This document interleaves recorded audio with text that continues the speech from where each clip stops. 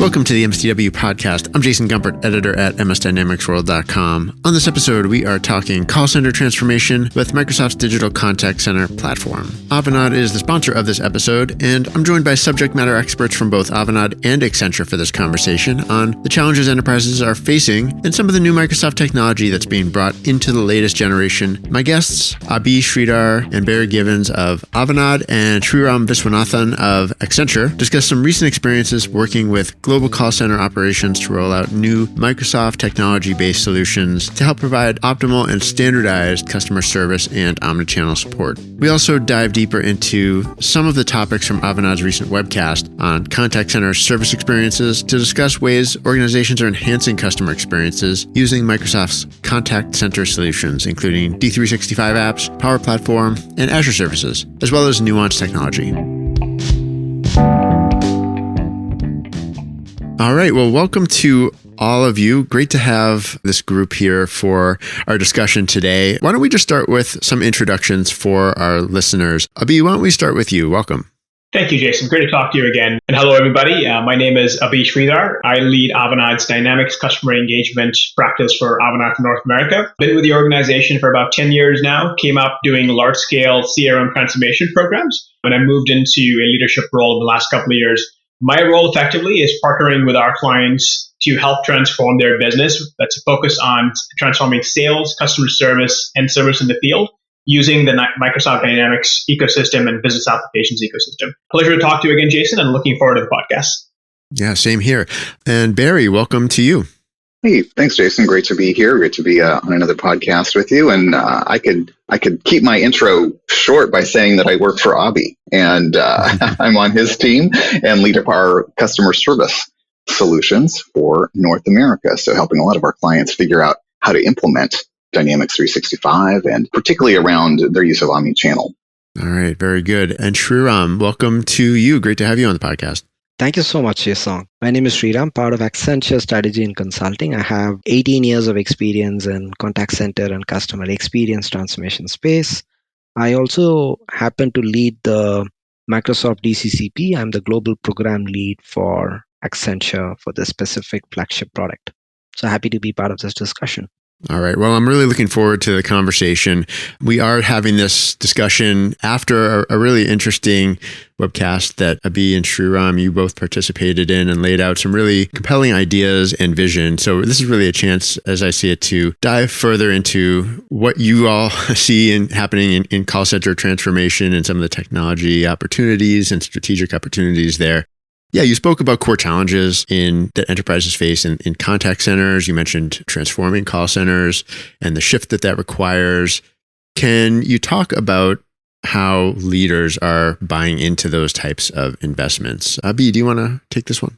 Yeah, it's a great question, Jason, and happy to. So, from our perspective, we see our clients looking at call center transformation through sort of three key lenses. And this is how we engage with our clients as well. And I'll sort of talk through what each of those lenses are and how we engage with our clients. First and foremost is a recognition that contact center transformation is really an enabler of an overall customer experience transformation vision, right? So it's important to work with our clients to, number one, clearly define the role that we want the contact center to play in enabling a delightful overall end customer experience. And that's really starts with the customer at the heart of it, right? Crafting that journey that we want the customer to take. And how do we orchestrate a seamless experience that stitches together multiple channels? How do we keep in mind their preferences? How do we ensure that when we show up in any channel at any point, we show up with a very clear understanding of that customer, who they are, where they are in their journey and their relationship with you as an organization, and really meet them at the heart of the problem.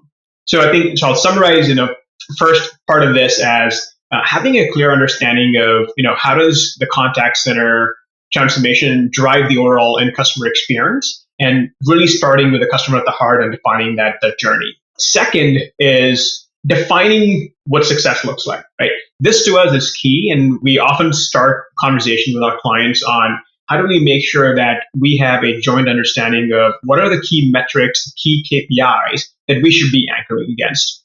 And when we work with clients, our recommendation is often to balance customer experience metrics like Net Promoter Score and reduction in churn rate with the more legacy cost and efficiency oriented metrics like average handle time, cost containment and so forth.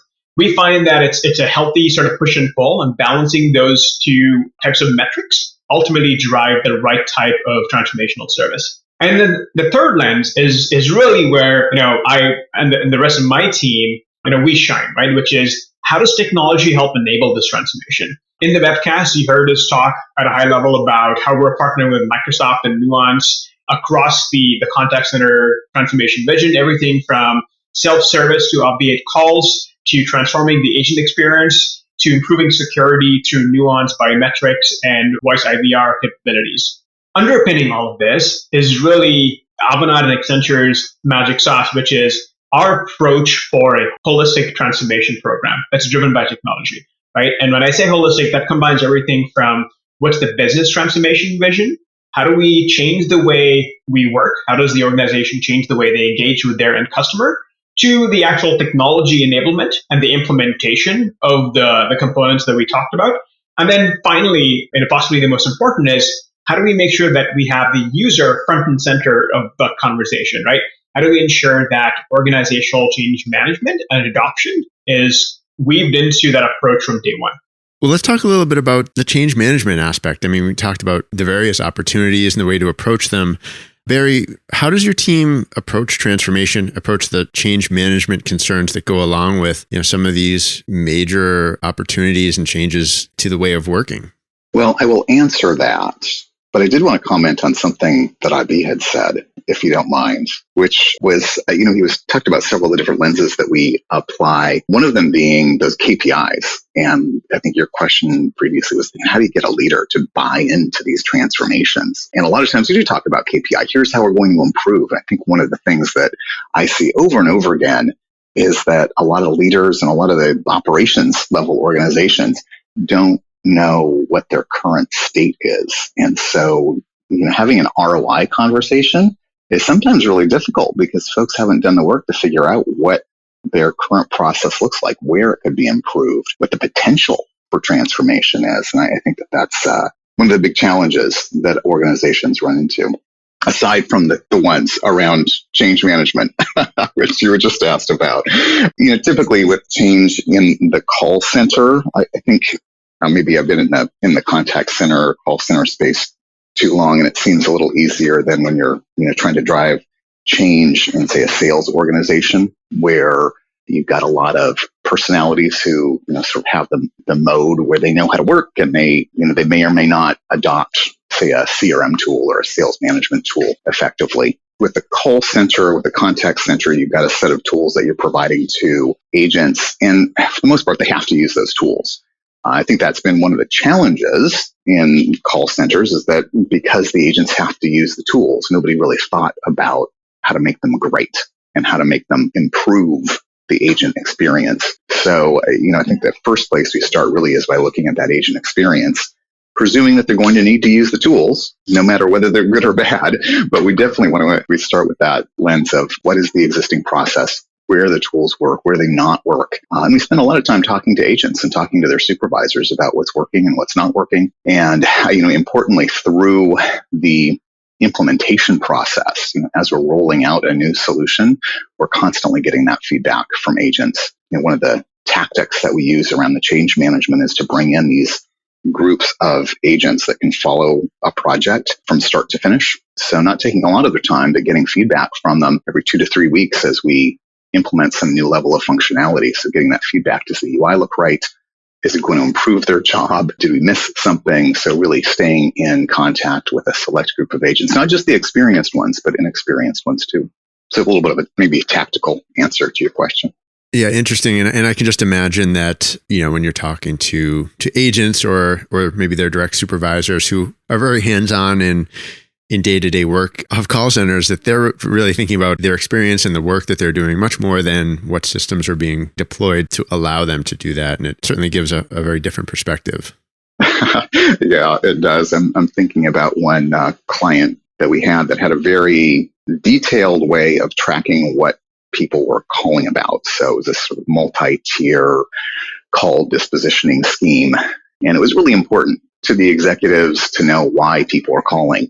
But for the agents to try to get this right, to try to figure out exactly why people were calling based on this tiered list of things, it just didn't work. And so it was one of these places where, putting that scheme in front of a set of agents and watching them struggle with it and consistently get it wrong was really eye-opening for a lot of folks.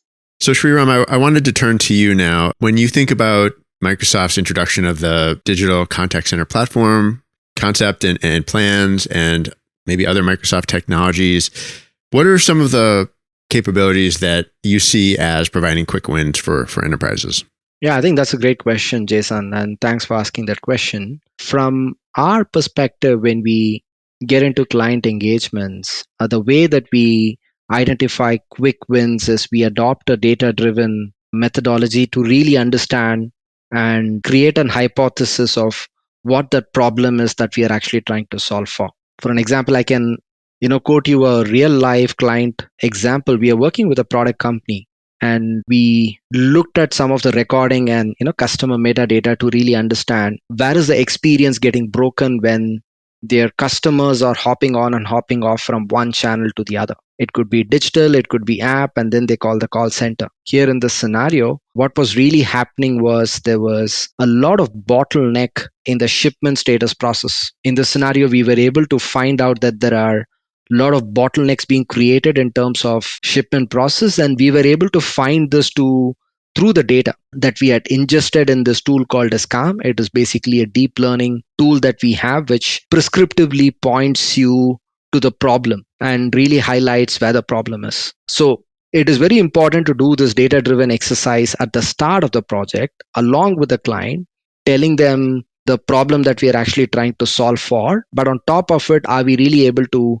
articulate the value, the kind of impact, let's say, the solutions can deliver from the Microsoft DCCP suite of solutions? It could be conversational AI, or it could be a proactive management kind of solutions, which can profoundly impact self-service containments within the self-service channels, or it can even elevate experience within the agent or even assisted channels as well. So again, it is going back to reinforcing the 5 different solution on-ramp plays that we had constructed together with Avanade, Microsoft, and Nuance together, right? Which is really looking at it from one, self-service standpoint.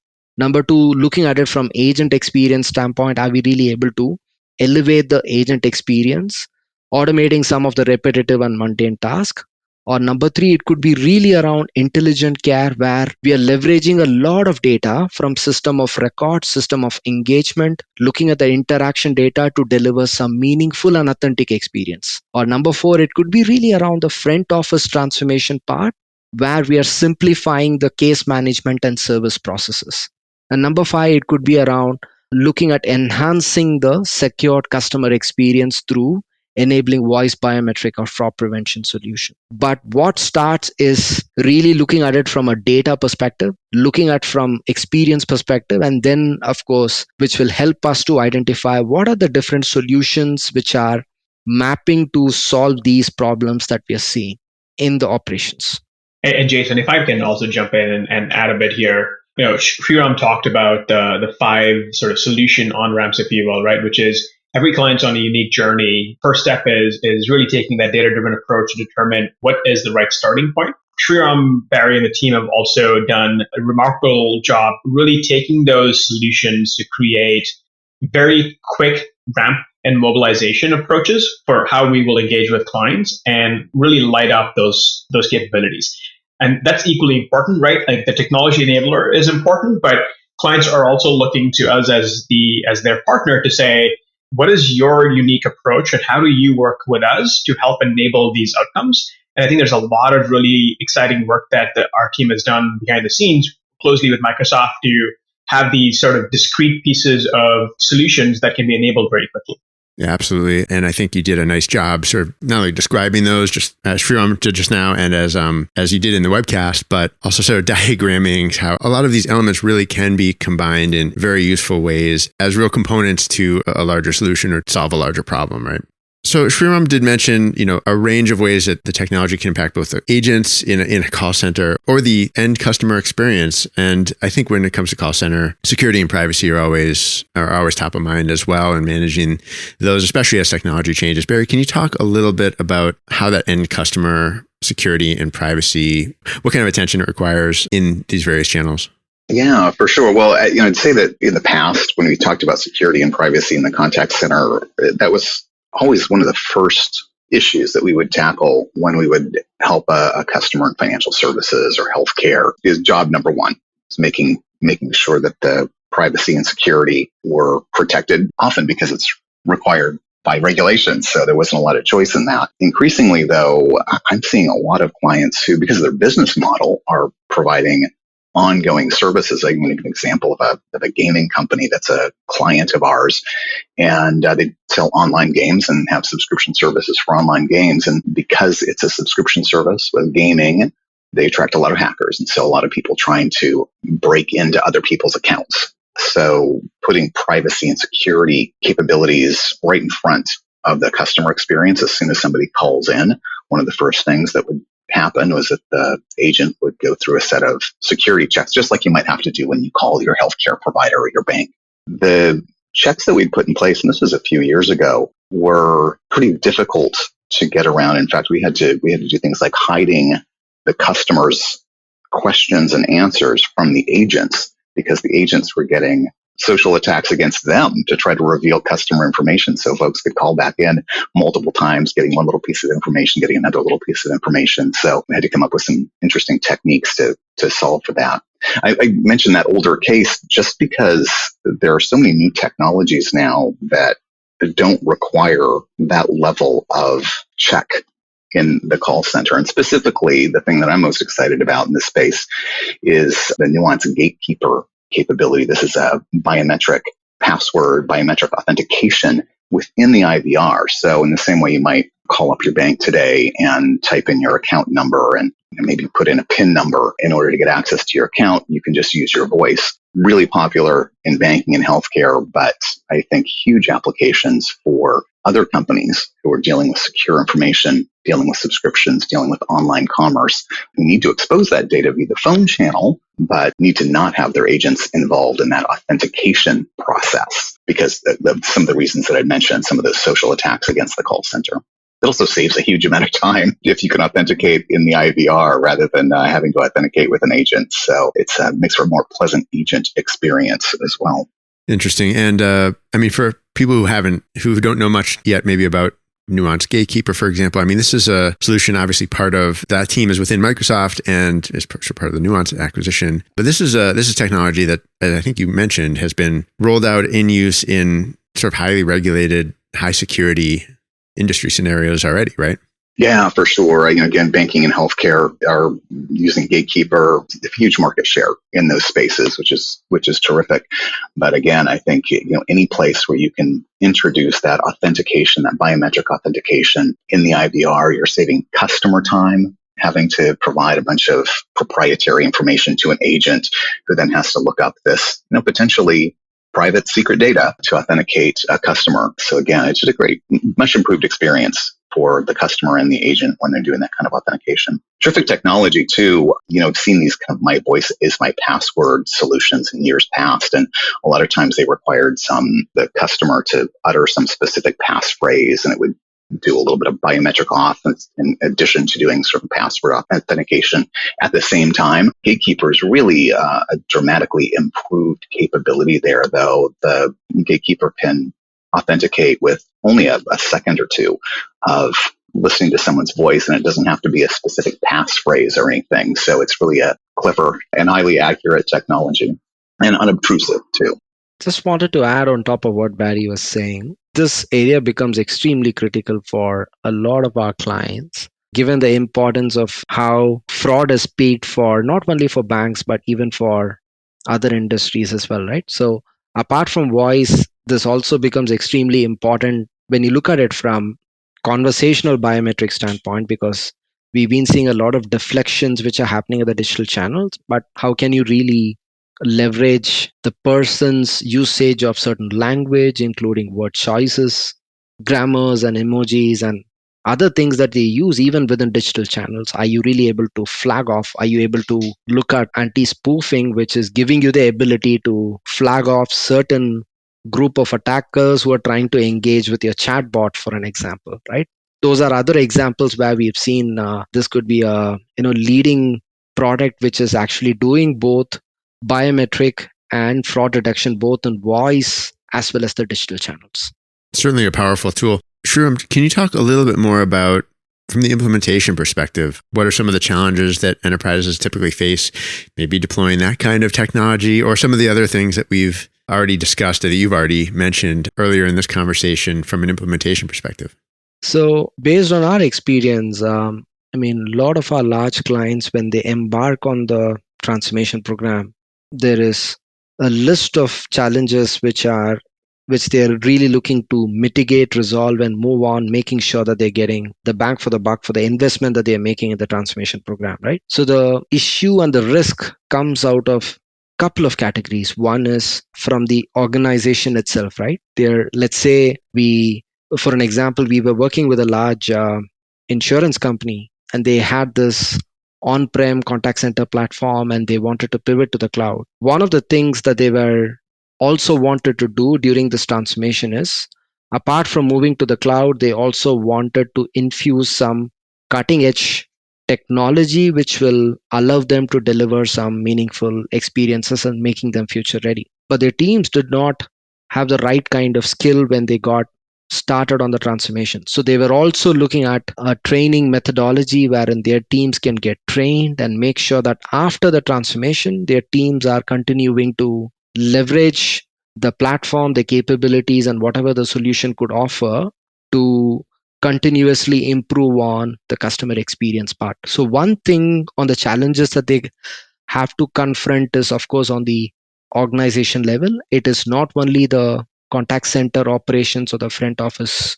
people, but it is also on the IT side of things as well. The second one is really the technology itself, right? A lot of our clients have so many different softwares and backend system that needs to integrate, work together, and very little tolerance is there for any system going down because it is significantly impacting their business. So during go live, making sure that there is zero disruption is one of the ideal scenarios. And what are some of the steps and mechanisms that we put in place to make sure that that happens? And this new solution, which they are looking at integrating within their existing tech landscape, how can we really go about reducing the risk of the system going down and making sure that the channels are open for their customers if ever they have an issue with a product or the service? So that is on the tech landscape and integration issue that they have. The third one is simply the experience itself, right? Which is they are embarking on the transformation to make sure that they are able to deliver those meaningful and authentic experiences for their customers. And when you embark on this new platform, does it really give you the ability to deliver those meaningful experiences that might be evolving over in the future time, making it very, very relevant because they are making the investment now. So those are the three sort of risk that our clients are actually evaluating. Now, when we work with our clients, with our partners, especially Microsoft and Nuance, both Accenture and Avanade, we look at this transformation in terms of three parts. One is we have huge list of assets. We have assetized a lot of our learnings and our engagements with multiple projects. So for an example, we have a specific business case accelerator tool, which will precisely tell you what is the ROI, what kind of solutions that you need to look at to solve for, one problem or many problems that you might have within the environment, both operations and IT. We also have industry cartridges where we have curated specific designs which are so industry specific where it gives you a head start. You don't have to spend a lot of time designing, building, and testing a lot of those unique business requirements that the client might have because we've done it for a lot of other clients. So that almost becomes like a quick start for you from a transformation standpoint. The second one is we are one of the largest consulting SI partners for both Microsoft and Nuance, right? We have over 2,000 practitioners within Accenture and Avanade with relevant skills within DCCP, which will help us to mitigate some of the, not only mitigate some of the program risk that our clients are thinking through, but having this ability to deliver value. And it's no wonder that we have been recognized as the SI Partner of the Year for the 17th time this year, right? The third one is just the partnership itself, right? Which is we look at repeatable solution across Microsoft, Nuance, Accenture, and Avanade. This is worked beautifully in multiple engagements. So what we bring to the client is, what really works. So that amount of trust that we have developed within the partnership is helping us to deliver the best when we work in a client engagement as one team. Anyone else want to perhaps offer an example with or without names, but any interesting challenges that you've been encountering in this realm recently? Yeah, Jason, I'd love to share a very recent example as early as this morning that I'm sort of living and breathing right now. It's a lot of the things that Sriram was talking about. Sriram touched on the concept of industry cartridges. I think that's such a critical element, right? Because while we've largely talked about contact center transformation from a horizontal domain standpoint, when we engage with our clients, it is often in the context of their industry and what is their end, whether that's a customer or a patient or a member or something else. Like, what is the right way to interact with them? And we're actively working with a client here in Canada, that's an insurance client, around similar challenges. And just in the last 12 hours, we've really sort of brought to bear a lot of the things that Sriram has talked about. First and foremost was, what is our industry perspective on the best-in-class processes for enabling service for that type of client? Second is, they have a very specific use case. And I won't go into the details of the use case, but it's one that is unique enough that it's not broadly captured within our capability. And we had a request out to our global community. And just this morning, I spoke to one of our subject matter experts in the Netherlands, and that person jumping in to help us solve for that, because they have experience solving for very similar situations for clients in Europe. And then the third thing, Sriram talked about our relationship and partnership with Microsoft. I think that is so critical, because we are successful when we jointly show up at our clients shoulder to shoulder with Microsoft and Nuance to really put forward a solution that we can all stand behind. And in this case, we have conversations actively with Microsoft for this client.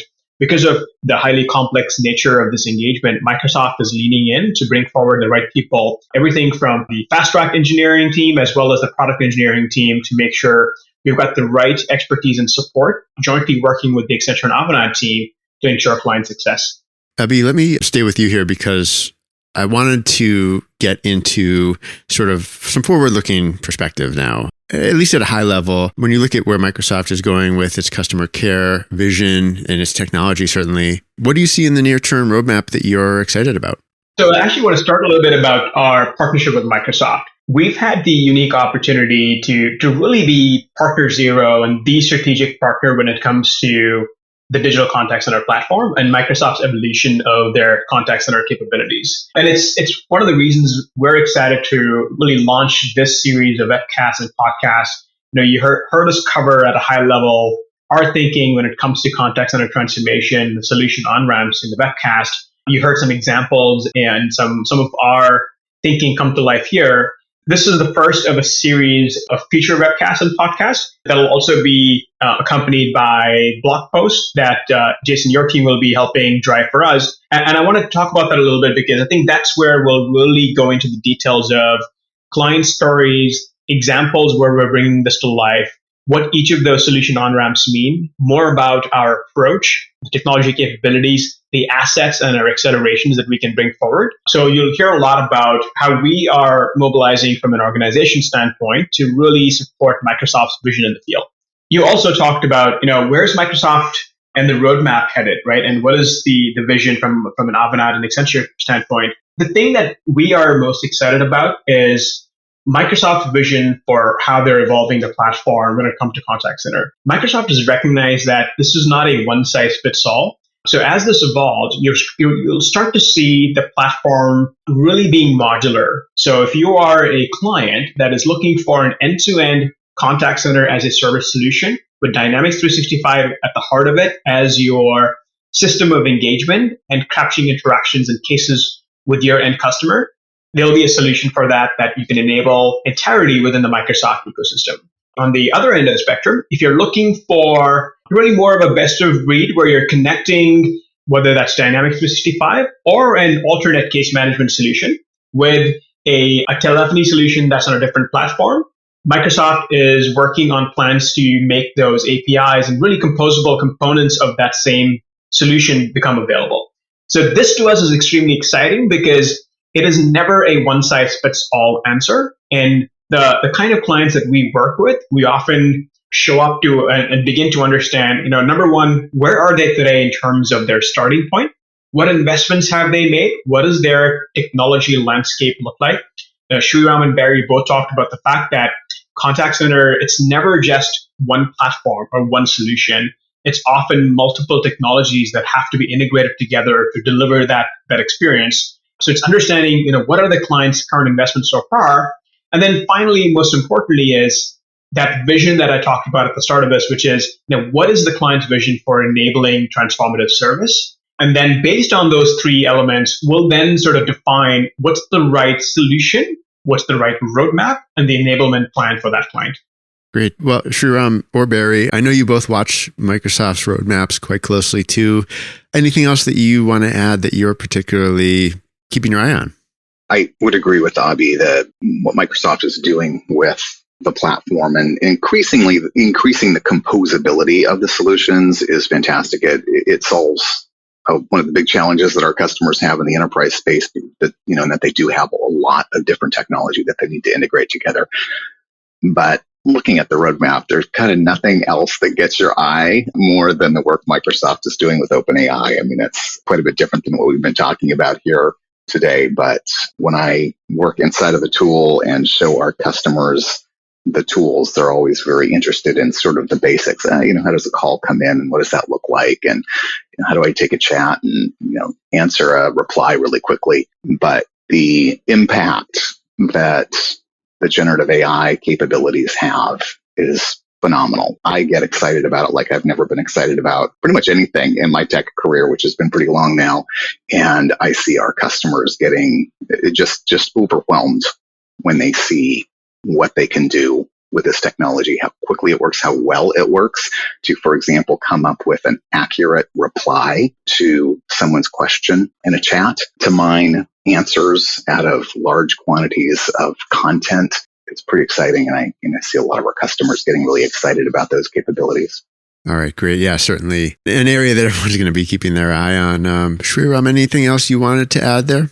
No, I think it looks quite exciting from a product suite perspective. There is so much of interest in the Gen AI space that is getting, of course, handled through the OpenAI integration. But even the other aspects of the regular foundational capabilities, I think there is a lot of evolvement that the product is actually going through. So we are so looking forward to the space for more. All right. Well, I think we're going to end it there. I really want to thank all three of you for sharing today. And as you mentioned, Abhi, I really look forward to moving ahead with some of these other plans that we have, along with webcasts and podcasts and so forth. All great stuff, and certainly a great time to be doing it. So thanks to all three of you. Thank you so much. Thanks, Jason. Thank you, Jason. This has been another episode of the MSDW podcast. My thanks once again to our guests and this message from Avanade. For more on Avanade's vision for transforming service with Microsoft Digital Contact Center Platform, please check out the link in the show notes.